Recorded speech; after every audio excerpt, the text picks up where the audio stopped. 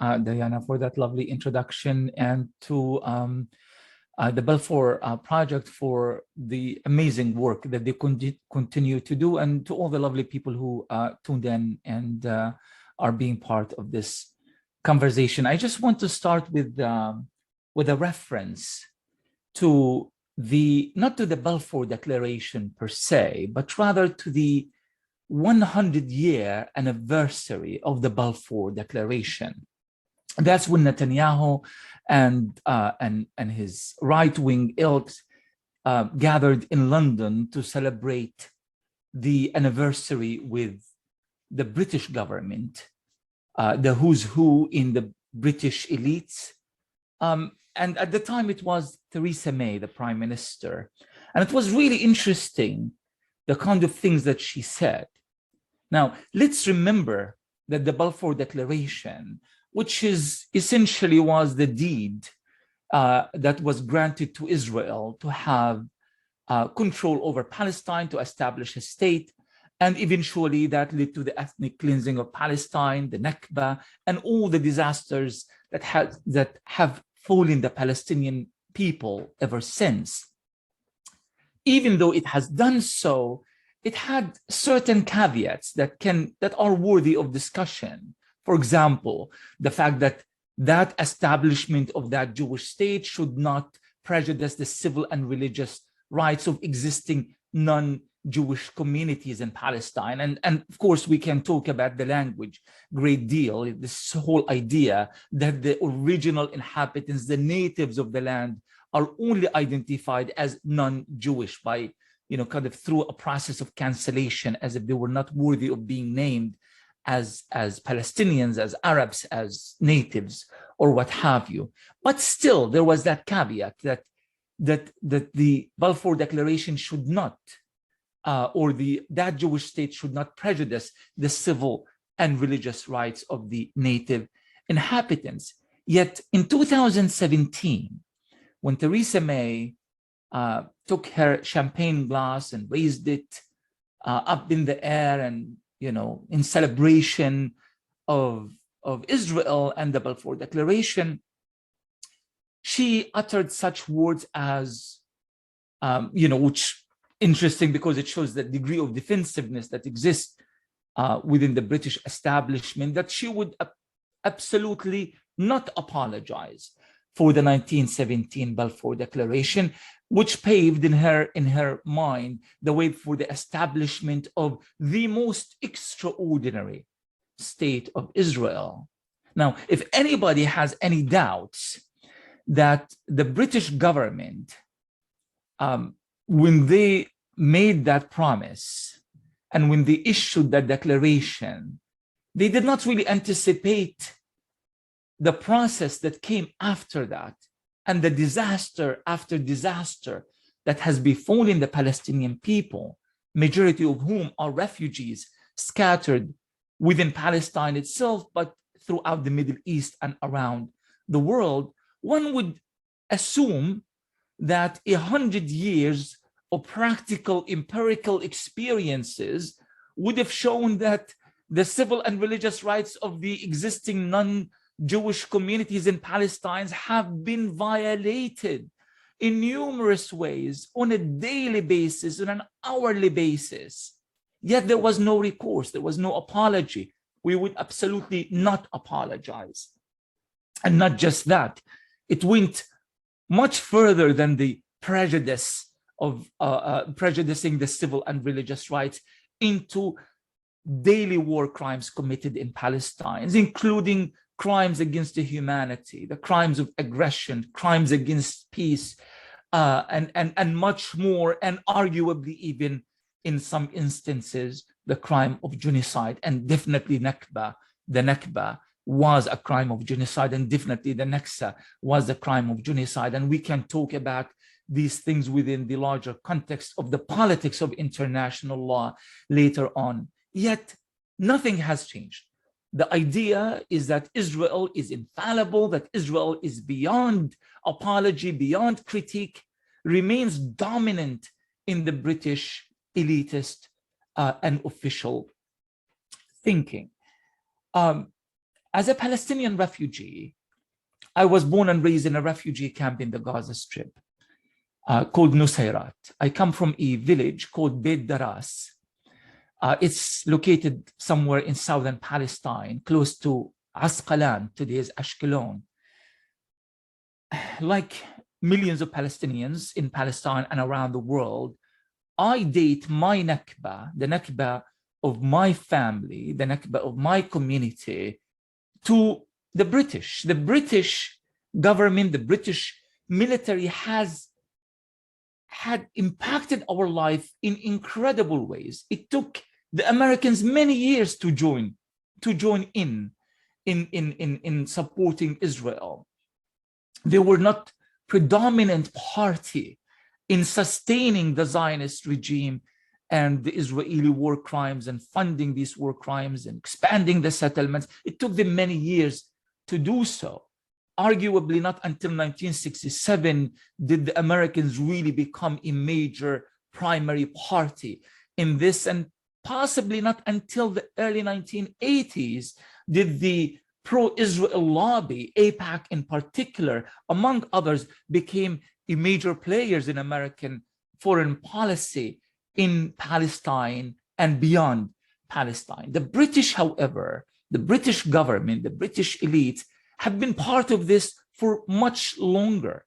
And there has been no attempt at correcting that course, no attempt at having some reflection whatsoever. And in fact, no apology will be issued anytime soon, according to Theresa May. And that is not Theresa May, of course, it's the thinking of that ruling elite, all the way with Liz Truss, that made the jewel of her foreign policy promises within that extremely short career, the idea that I will follow the leads of Washington and I will remove or I will relocate the British embassy to Jerusalem, and I would recognize Jerusalem as the capital of Israel. So something has fundamentally remained unchanged in Britain's attitude towards Palestine and towards Israel. I think it's really interesting because we quite often link Britain to the Balfour Declaration and to the process of ethnic cleansing that was coordinated so very well between British forces in Palestine and the Zionist militias that took over Palestine between 1947, late 1947, until mid and in fact late 1948, in fact even early 1949. That coordination kind of was supposed to be kind of the end of the British influence in Palestine and throughout the Middle East. That was supposed to be kind of the last stands of Britain, the last damage that they have made. And, you know, we are told that this is related to the fact that Britain at that point was no longer capable of maintaining its vast empire. They have lost the jewels of empire in the Indian subcontinent,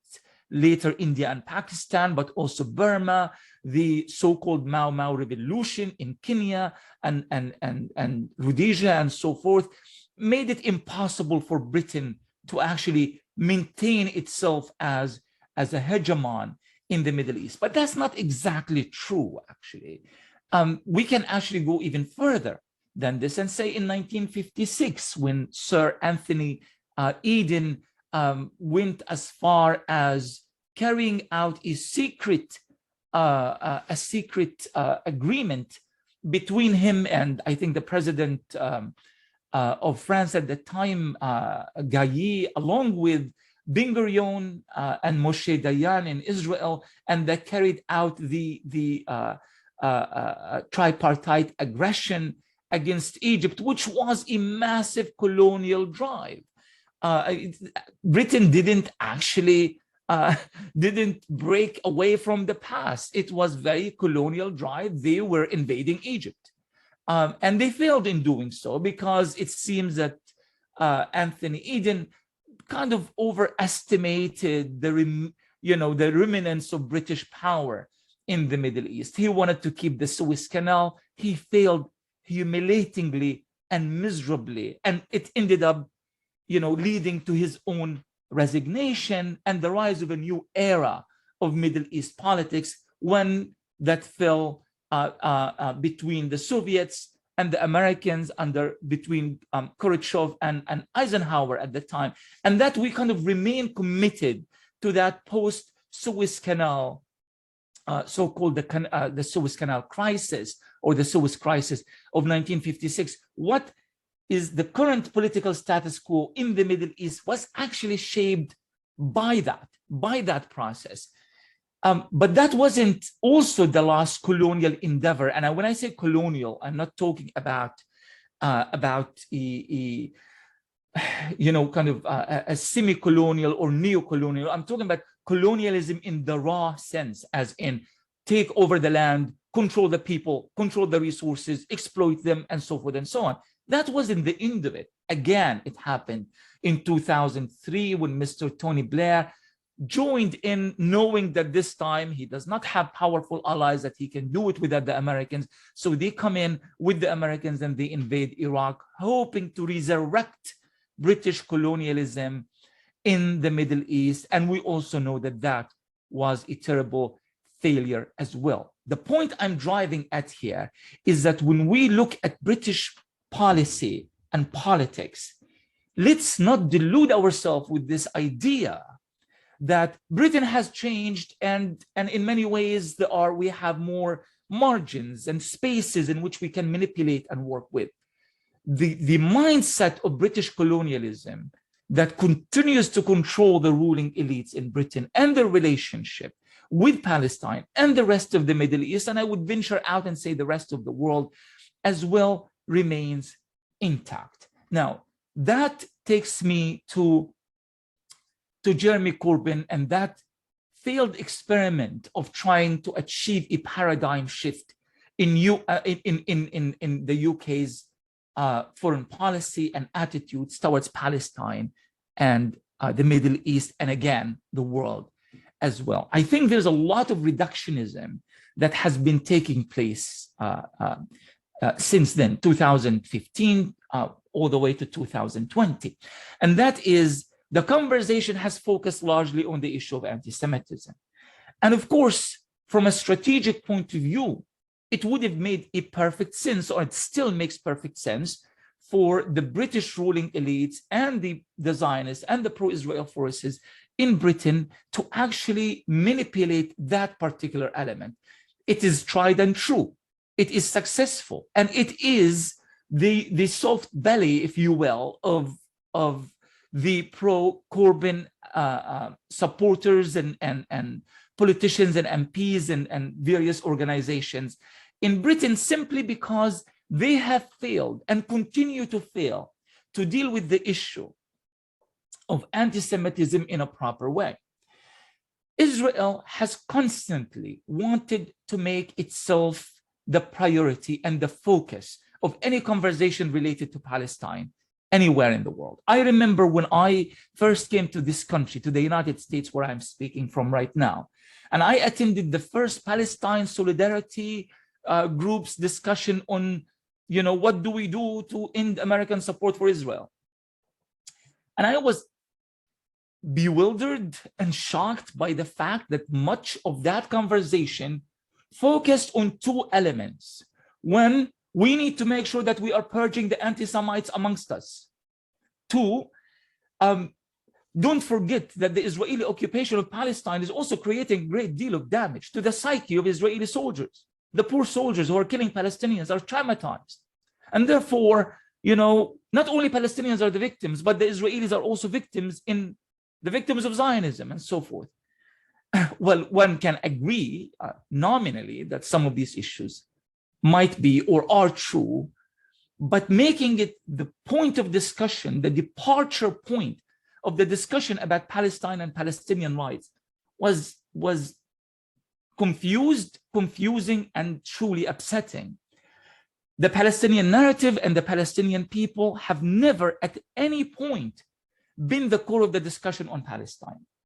Not just in the United States, and not only among even pro-Palestine groups, but also within Britain as well. And I lived in the UK for a good number of years, and I managed various media ventures there, and I had all sorts of exchanges with British politicians and MPs, including Corbyn himself. And I feel like we are trapped. We are trapped in this pro-Israel narrative, that we feel that in order for us to challenge that pro-Israel narrative, we have to use the very tools that are used by Israel and the Israelis themselves. So to prove that instead of arguing that we stand in solidarity with the Palestinian people unconditionally and forever, we quite often make the claim we are not anti-Semites, and anti-Semitism is not a feature of being a pro-Palestine, and we need to make sure that all the anti-Semites amongst us are caught and publicly derided and so forth and so on. Also, we don't support any kind of violence, and Palestinian suicide bombings is an act of terrorism, and also we didn't Hamas is not the only representative of the Palestinian people, and so forth and so on. This is what I call history of negation, the constant attempt of trying to deflect criticism by trying to prove to your enemy, to your detractors, to your attackers, that you are not what they say that you are. In the process of doing so, we achieved so very little in terms of narrative. And I made that suggestion to some people in the Labour Party, and I know other Palestinians have. Instead of keep coming with statements after statements, trying to disassociate yourself from anti-Semites within your party, and keep purging the party over and over again, thinking that, and wrongly so, that there will be a particular point in which you have indeed established yourself as a true supporter of, that you are not racist or you are not anti-Semitic, as if the accusation of anti-Semitism was actually a functional accusation from a moral point of view, that they really, really, really wanted to make sure that you are not anti-Semite. And once you establish that, then you can articulate your narrative regarding Palestine. It's an illusion. It was never in the works in the first place. And yet somehow we engaged and we played that game. And I remember a member of the Labour Party, a supporter of Corbyn, telling me, Ramzy, no, don't worry about it. The party is going to be issuing this statement, and it's going to be a decisive, conclusive statement that is going to shun anti-Semitism and clarify our position regarding this. And I keep telling him, the issue is not that. The issue is something much bigger. The issue has nothing to do with racism per se, but it's a distraction so that you never truly articulate your position regarding Palestine. And I suggested, alternatively, why not let Palestinians speak for themselves? That's the biggest service that the Labour Party or any pro-Palestine platforms in the UK can actually do. Bring Palestinians, let them articulate their own narrative, don't speak on their behalf, don't apologize on their behalf, and stop reducing the issue to a single point that is being dictated on you by the very supporters of Israel. None of this happened, unfortunately. And we kind of went back to the status quo, and in fact, much worse than the status quo. Because now there is this idea that, and it's a terrifying idea, and we have to think and talk about this idea in depth, that being pro-Palestine can be the end of your political career. That being pro-Palestine means the end of the game for you, whatever you are trying to establish in terms of being accepted within mainstream society. And it's really not true.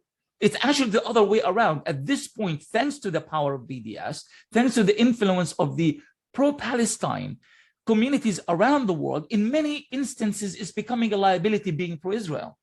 In many campuses across Canada, the US, and the UK, and many other parts of the world, being pro-Israel can be a true liability. And that's because the BDS is a Palestinian movement. This is why it's so very important. We keep talking about reclaiming the narrative, reclaiming history, reclaiming the discourse. It's not cliche and it's not romanticization. When you reclaim the centrality of Palestine within the Palestinian narrative, what you are essentially doing, you are saying the priorities of this narrative are exclusively Palestinian. Yes, Palestinians that is aware of the global scene and is working with other disaffected communities, oppressed people around the world, indigenous communities, various liberation movements, and so forth and so on. But essentially, it is a Palestinian. And therefore, it can only be changed, altered, and reformed based on Palestinian priorities. But the other thing that is really not true about this notion that being pro-Palestinian is the end of your career is the reductionism that happened since then. And I feel like there's, all sorts of, new documentaries that are emerging that kind of feed into that false narrative. The idea that Palestine is a liability. It actually is not. It's just what we haven't really realized that, and this is what I began my talk with, that the British ruling elite have never really changed in the first place. This has nothing to do with Palestine. They haven't changed. The mindset remained the same. The reason that Palestine itself became the center of discussions in some circles is because everybody benefited from it. Everybody benefited from it. The ruling elites would say, listen, this is not about British foreign policy in the Middle East. It's not about the fact that we have established, a foreign policy agenda and outlook that serves our interest over the course of a century and more, and we want to sustain it. No, it's about anti-Semitism. And the pro-Israel camp, meaning the Zionists themselves, loved this, loved teaching us all a lesson. See what happens when you mess with Israel? So this is something that is going to also further inflate the power of the powerful pro-Israel lobbies in the West. That term makes me a bit uncomfortable. We refer to the AIPAC, for example, in the US as the powerful Israel lobby. Powerful. You are a lobby. You have a very specific agenda. You use money, contacts, networks in order for you to achieve certain ends. Nobody is, and you could lose. And at times they do lose. So we have to kind of be a little bit careful because the Zionists are very, very keen at creating this image for themselves of being beyond reach. But I also suspect that some within the Palestine solidarity movement or pro-Palestinians in the UK, in Europe, and across the world also wanted to emphasize the point. See, that's how powerful the Zionists are. And as a result, we reduced the entire issue to a single phrase, a single brand. Now, from a branding, from a business point of view, if you want to establish a good brand, you simply need to emphasize one specific element that you perceive to be the best selling point in that brand. The Coke company, for example, always brand the Coke or Pepsi or whatever to be this is something that is going to quench your thirst on a very hot day, even though actually it dehydrates you. It does the exact opposite. It doesn't matter. That's the brand. Every commercial from when the Coke company was established all the way until today always presents that element of pushing that specific element. And anti-Semitism has become a brand. Yes, of course, there is real racism that exists. And there is indeed anti-Semitism that exists on an everyday basis. But there are two kinds of anti-Semitism that we are talking about.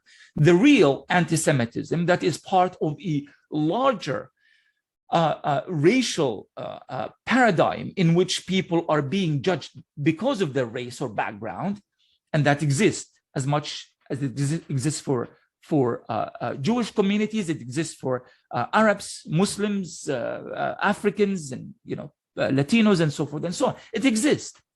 But that's not the anti-Semitism we are talking about. The anti-Semitism we are talking about is a purely political trope, and it is used conveniently whenever a pro-Palestinian voice rises anywhere in the world.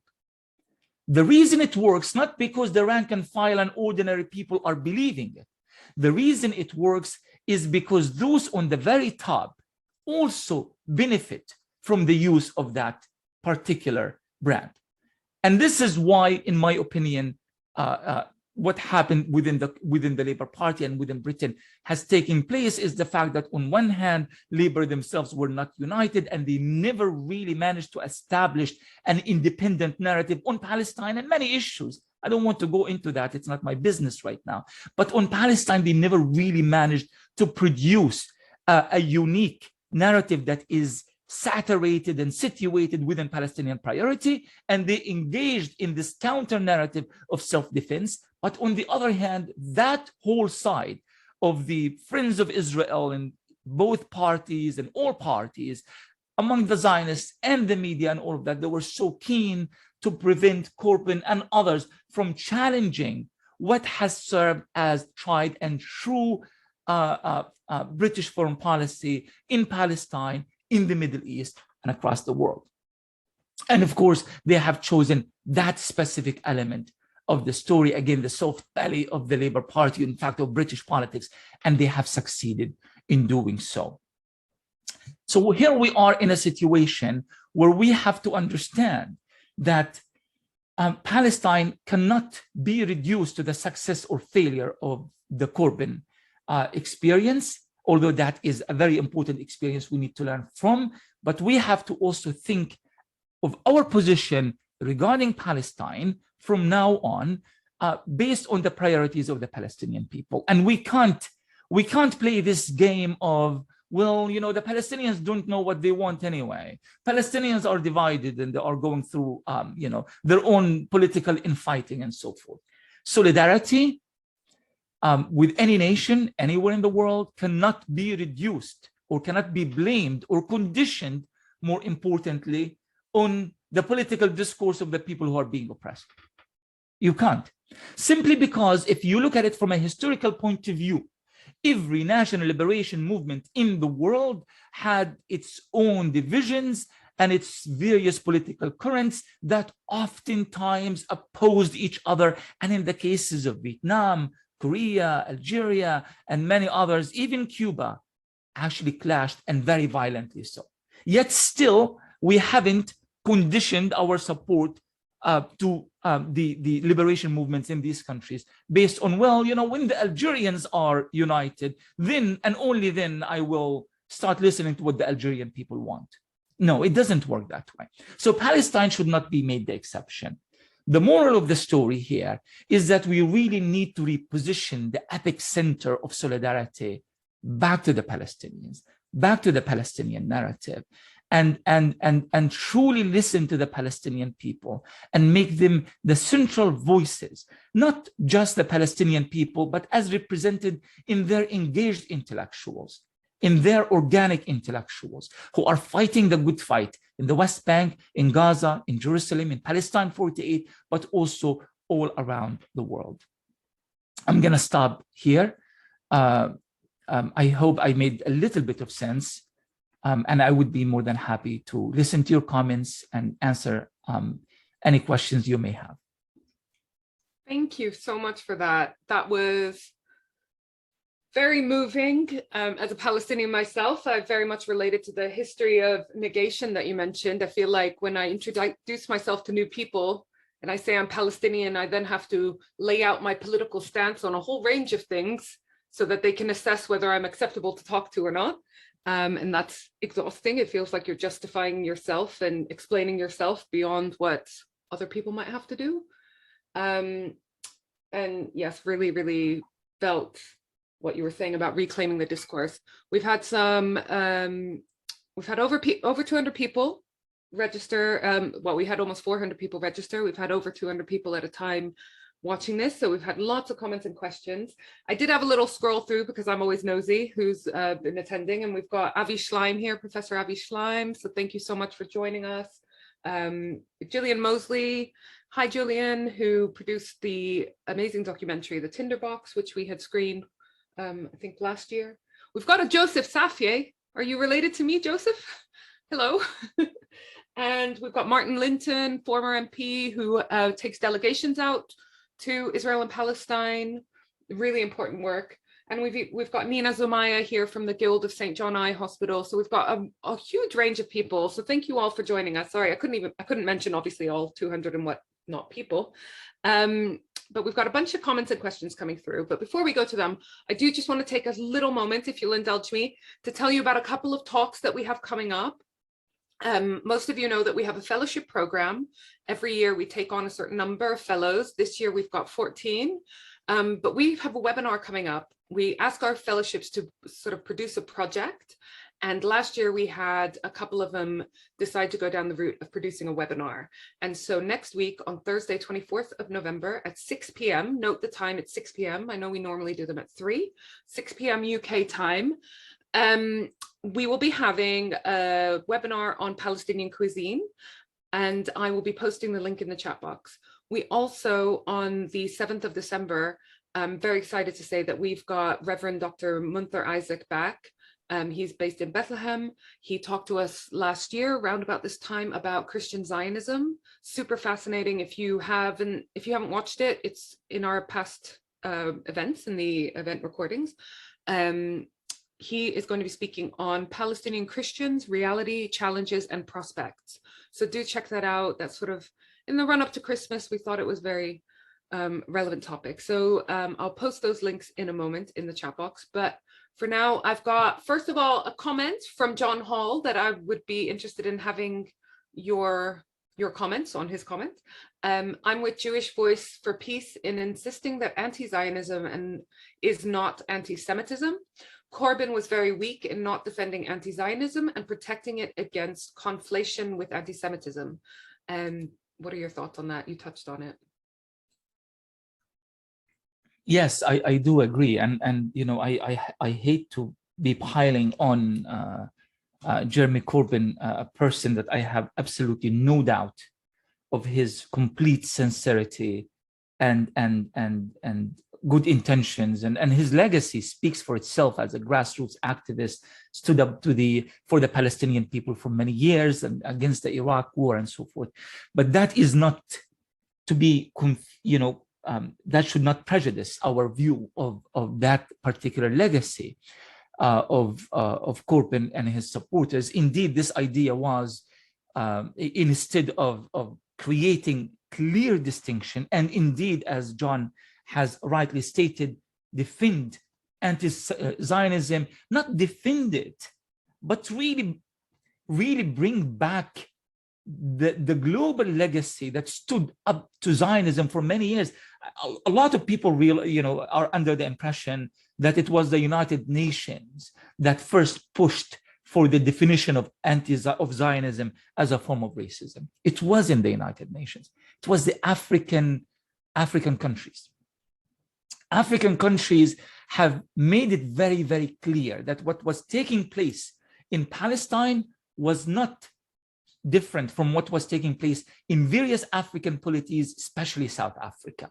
So they passed a resolution, I think 1975, that became the foundation of the United Nations resolution later on, that equated anti-Zionism, that equated Zionism with racism. And not until American pressures early in the 1990s did they actually push the international community to reverse that position, believing that peace is at hand and everything is now okay between Palestinians and Israelis, sadly, and that's how that reversal happened. But from a legal point of view, even according to the United Nations estimation, and certainly according to the thinking of the Arab League, of the African Union, and many other entities in the Global South, Zionism has always been a form of racism. For Corbyn, considered a socialist, not to tap into that reservoir of ideas and not to borrow from the Global South definition of Zionism, I think definitely was a mistake. It was a strategic mistake. And again, once more, placed us in that kind of endless diatribe of just defending ourselves day in and day out to no avail. And at the end, it was a complete and utter failure. So I think it's something to keep in mind when we approach these issues in the future as well. Thanks. That was really interesting to hear. I've got a question from Tim Llewellyn, former journalist who is one of the Balfour Project trustees. He says, Ramzy, why are British organizations like the Balfour Project so nervous about BDS? Can you explain the philosophy behind it? As with South Africa, surely this must be the way ahead. Absolutely. Tim, first, thank you, Tim, for everything that you continue to do for Palestine and for your continued solidarity and support. Yeah, that's a really, really, really legitimate question.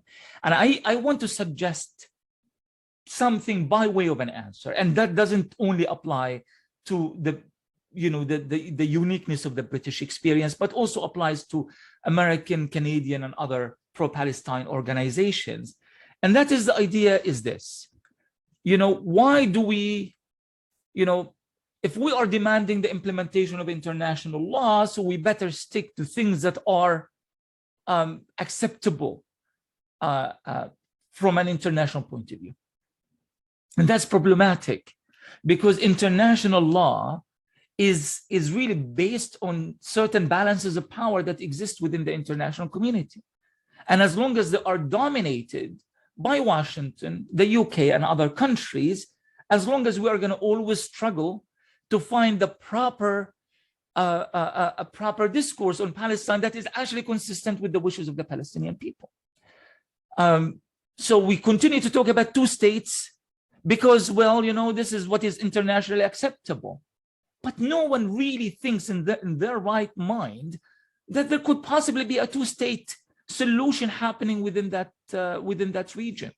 I mean, the two states had from the very, very beginning been situated as a political ploy, if you will, where the carrot and the stick, do what we want, we give you a state, but you will never really get that state. The Israelis know it, the Americans know it, everyone knows it. But we continue as, various pro-Palestine groups continue to talk about two states, even though we know it's not going to happen, but because, well, what can we do? It's internationally acceptable.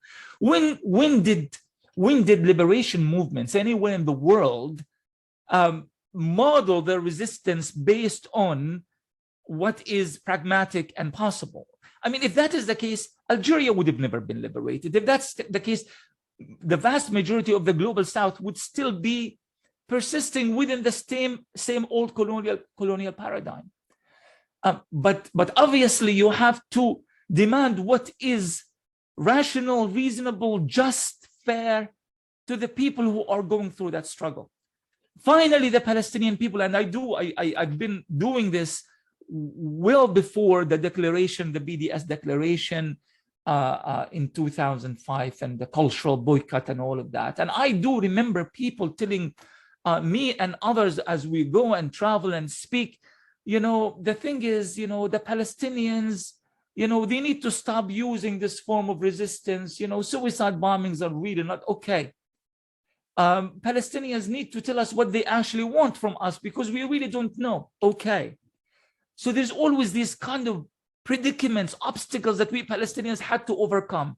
Finally, not only Palestinian politicians or detached intellectuals in some university, no, Palestinian civil society came up with demanding, asking, appealing for the international community to join them, to boycott, divest from, and sanction Israel. It's the wishes of the Palestinian civil society. Palestinian priorities are now molded and shaped around that. And yet for someone to be based in London, to be based in Paris, in Madrid, in Washington, to come and say to the Palestinians, you don't know what's good for you. I will struggle for you based on what I think your priority should be.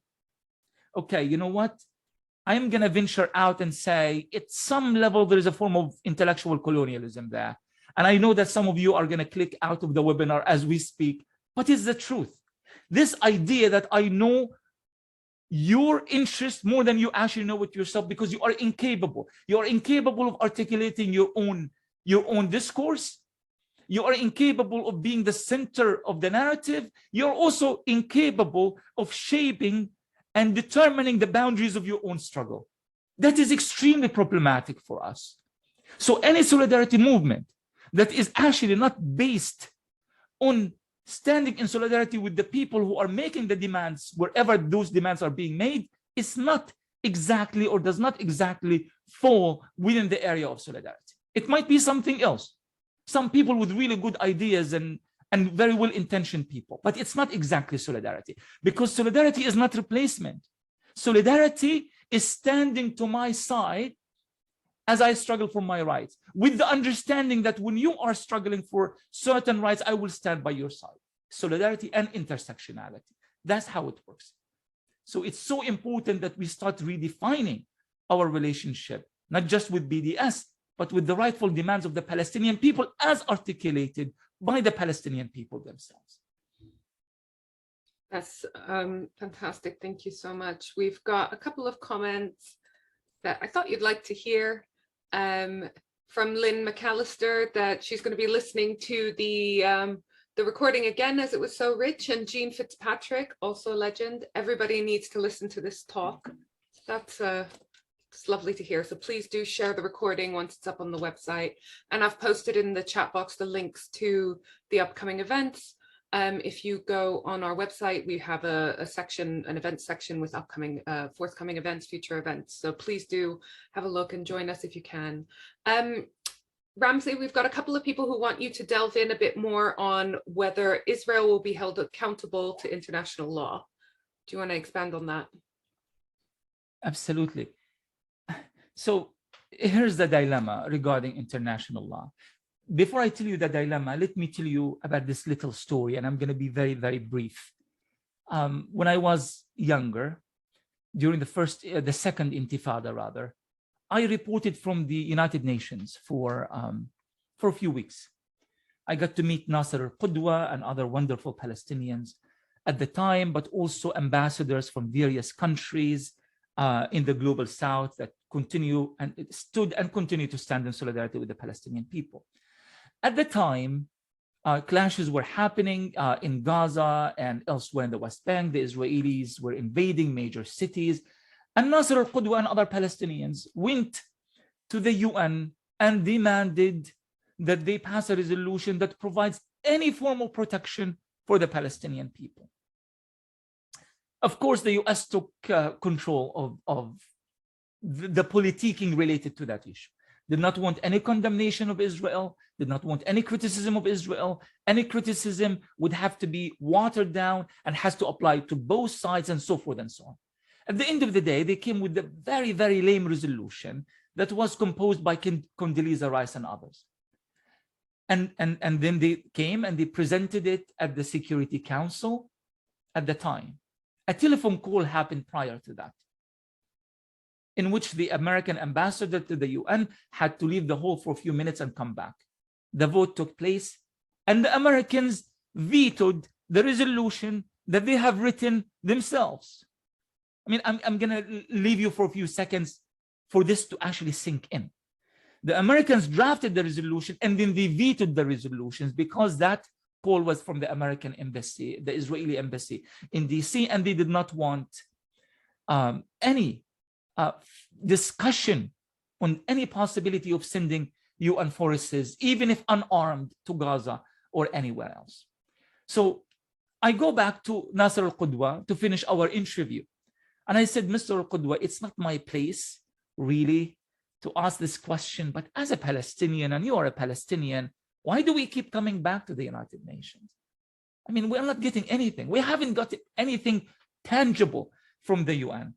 And his answer was something really interesting. He said, we come here not because we want to achieve justice through the UN, but we don't want things to become a lot worse. In the thinking of Palestinian diplomats at the time, and sadly until today, we don't think that international law is going to bring us justice, at least not for the time being, but by keep taking Israel to these international institutions, exposing Israel and putting Israel in a position where it has to justify and explains itself, maybe, just maybe, we are making the situation slightly less bad. And that's what it is. And I think this is the issue of that we are dealing with here within the international law. If you ask ordinary Palestinians in Gaza, the West Bank, Ain al-Hilwi, anywhere in the world, they will tell you, what did we ever get out of the UN, ya Zalame? This is nonsense. You know, the UN was the one that partitioned Palestine and started Israel and so forth and so on.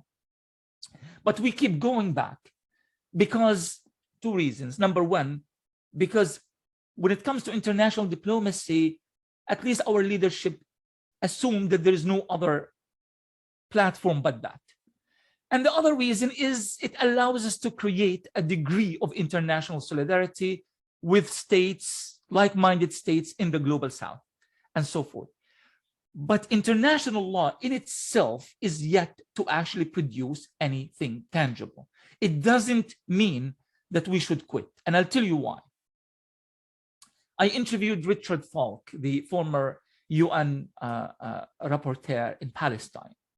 And we all know Richard Falk, and we all love him for his moral stances on Palestine throughout his tenure at the UN and after that, and even before that, of course. He said that there are two kinds of wars that have been fought throughout the national liberation struggles throughout the 20th century. And he said one of these wars is the actual physical war.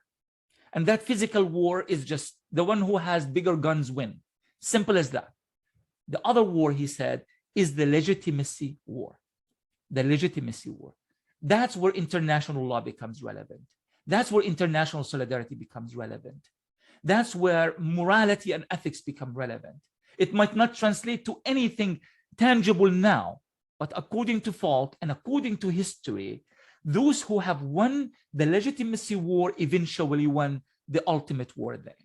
So we keep fighting this fight regarding international law, not because we think that by Israel being recognized as an apartheid state is going to end apartheid now.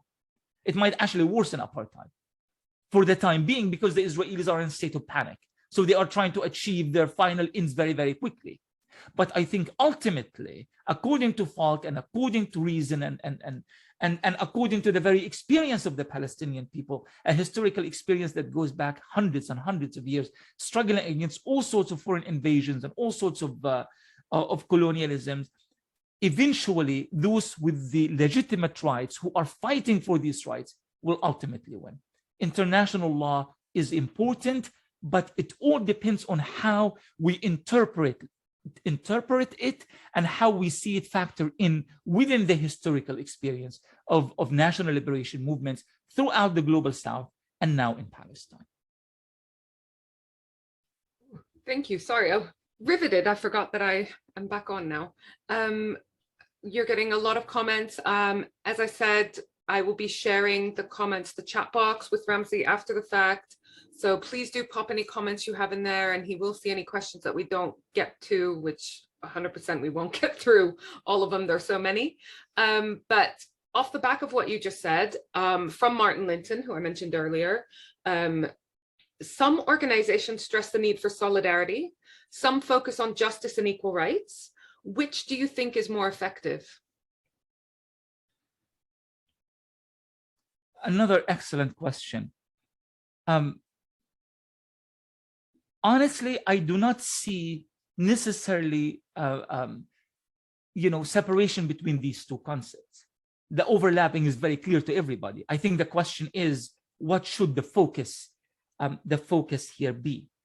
And if I must give an answer, I think it would have to be solidarity, and I'll tell you why. Recently, I just finished a speaking tour in Norway. I toured 4 different cities. I ended in Oslo, and I was told that it turns out that not lots of Palestinians like to come to Oslo for obvious reasons. They just don't want to be affiliated with the Oslo brand, period. So I was kind of happy to have ended that streak of abandoning Oslo because of the historical injustice that took place there in 1993. But I met a group of Norwegian solidarity activists that was really kind of a new breed of activism. Well, it's not new, it's been going on for a long time, but it's quite unique to some places, and Norway is one of these places. We all know Dr. Matt Gilbert and the work that he has done in Gaza, in South Lebanon, and throughout Palestine. He is the ultimate solidarity activist. But most of his activism takes place through providing medical treatment, help, and empowerment to Palestinians who have been affected by the Israeli war. I was under the impression that Matt Gilbert is actually the exception. It turned out that something happened in Norway that made the focus of their solidarity to be medical solidarity, things related to hospitals, clinics, and doctors. So I tried to trace that phenomenon. Where does it go back to? It goes back to 1982 and a specific meeting held by Norwegian medical professionals and Yasser Arafat in Lebanon. Say whatever you want to say about Yasser Arafat. He made many political mistakes, especially towards the end and especially with Oslo. But Yasser Arafat has done the Palestinians many favors as well. One of them is that really kind of crystallizing the Palestinian national identity and experience and creating a cohesive sense of that Palestinianism in the modern era and building solidarity around it. These young people from Norway were so affected and so moved by that experience with Yasser Arafat, but also by their time in South Lebanon and West Beirut, that every single one of them became committed for life. For life. I have met people in their 80s who are still serving the Palestinian cause and still fighting for Palestinian rights and still taking political stances in solidarity with the Palestinian people. But that solidarity was shaped based on something a bit different. Every single one of them been to Palestine repeatedly. Some of them lived in Palestine for years. They know the people that they have treated, the friendships that they have made in Palestine is some of these, they've attended the weddings of children that they have treated, and then they went back and they attended the weddings of their children as well. And that mesmerized me, to be entirely honest. I felt like there's a form of solidarity, there's a model of solidarity that we need to actually talk about. And it has to be duplicated. I know in the UK, there's been a lot of that. Medical aid for Palestine, for example, has been absolutely significant in providing medical solidarity and other sorts of empowerment to Palestinian society. But I think, considering the fact that Palestinians know what their justice is, what justice is. They know what a just peace is. They know what they want. They know what are their demands. They know what we used to call the al-thawabit al-Falastiniya, the national constants, the national Palestinian constants. We have always articulated this. We know that. We don't need someone to help us identify what justice is or define what justice is. But we need you to stand in practical solidarity with us until we achieve that coveted justice. And that solidarity can be practical solidarity, not charity. There's two different concepts here. And I know time is running out and I don't want to delve into creating clear distinctions between them. But charity is this idea of, I throw money at the problem in order for me not to feel guilty that I'm not doing anything. That's not what Palestinians want. Palestinians want real solidarity that is based on empowerment, an empowerment model. We need you to come and stand in direct, tangible solidarity with us. We need you to push your government to respect international law, to respect the priorities of the Palestinian people. We want you to place us at the center of that discussion. And by the way, when I say place Palestinians, I don't mean just go and bring any random Palestinians. Bring who the people that we call engaged intellectuals. And engaged intellectuals is based on the Gramscian concept of the organic intellectual, or what we call it in Arabic, an-nashit al-munkharit, someone who is very much involved, mobilizing, organizing, resisting, fighting. The likes of Khaleda Jarrar, who went to Israeli prison because of her work on the International Criminal Court's case against Israel. She was imprisoned for years. Her daughter, Suha, died while her mother is in prison, and the Israelis would not allow her to attend her funeral. And what did Khaled Jarrar do during her time in prison? She realized that many of the Palestinian women political prisoners do not have high school education. And she fought for that. And she managed to allow for several cohorts of students to be graduated. And eventually they joined university, and some of them graduated from universities. It's empowerment that we want, not charity. So empowerment and solidarity go hand in hand. If you want to make your focus something, make it solidarity, and everything else flows out from that. Thank you for that. Speaking of solidarity, the question from Jean Fitzpatrick, I should say, she's involved with the Britain-Palestine Friendship and Twinning Network. So do check them out and see if there's any local groups, or start a local group. And then we've had a comment about the Bethlehem Cultural Festival that will be both in London and Glasgow. It's end of November, beginning of December. It's based over about a week's time, I think. So do check that out if you want to, any of you in the audience, if you're local to that, do go ahead and attend, learn more about the culture and see some films and so forth, listen to some music. And then another charity that's close to my heart and relevant to you, Ramzy, in that it's the St. John Eye Hospital. I mentioned Nina Zamaya from the Guild of St. John Eye Hospital is here. They have a Christmas fair at Chelsea Old Town Hall on the 5th of December. All of these things, all these events are in our future events section on the website. The fair on Chelsea Old Town Hall, 5th of December, and all money is going towards St. John Eye Hospital, specifically the Gaza Hospital. And that is, again, on the topic of empowerment. St. John used to have a lot of foreign doctors coming over and doing placements and work there. And now all the doctors and nurses are Palestinian, which is something they are very proud of, including their CEO for the first time, which is really good. So come along, buy Christmas presents in support of the Eye Hospital. Come along and join the Bethlehem Cultural Association Festival. We've also got some other upcoming events, so do check that out.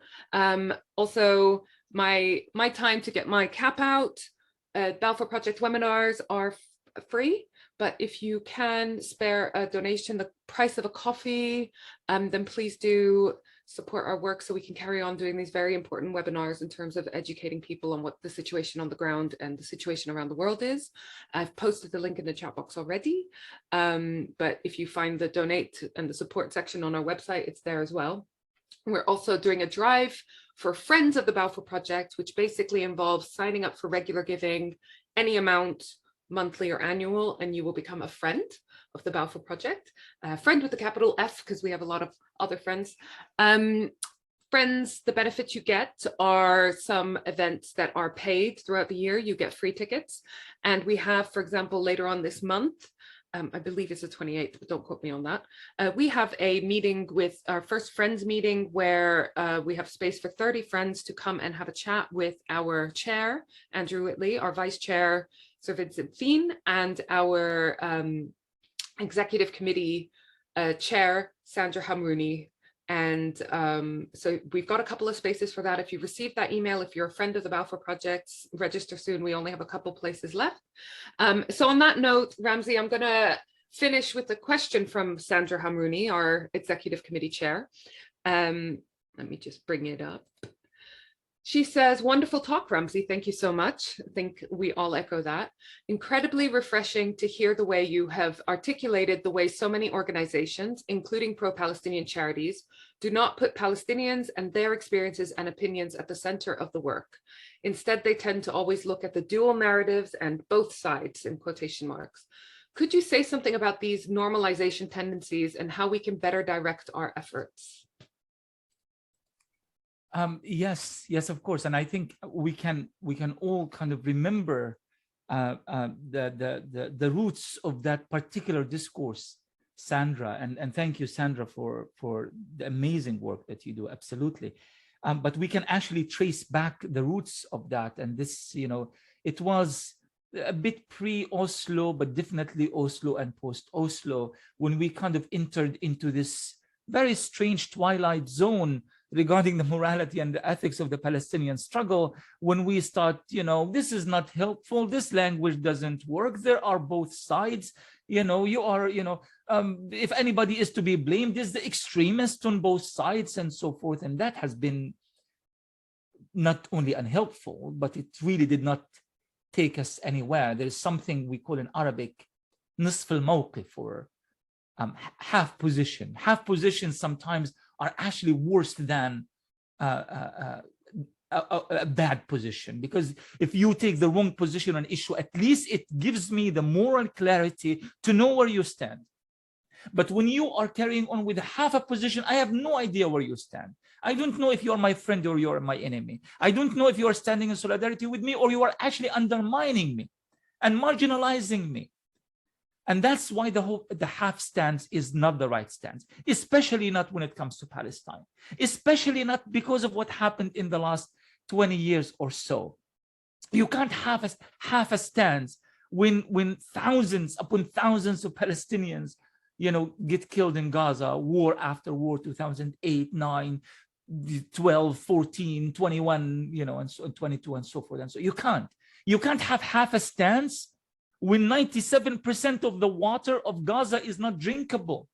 You can't have half a stance when walls are being erected around neighborhoods, keeping people and families from one another. You can't have half a stance when children have to line up every single day to go to school, to be allowed by an Israeli soldier to cross to go to school, and sometimes get trapped on the other side of the fence or the wall in order for them to go home. There's no half stances. And if you insist on the half stance, then maybe solidarity is not your strong suit.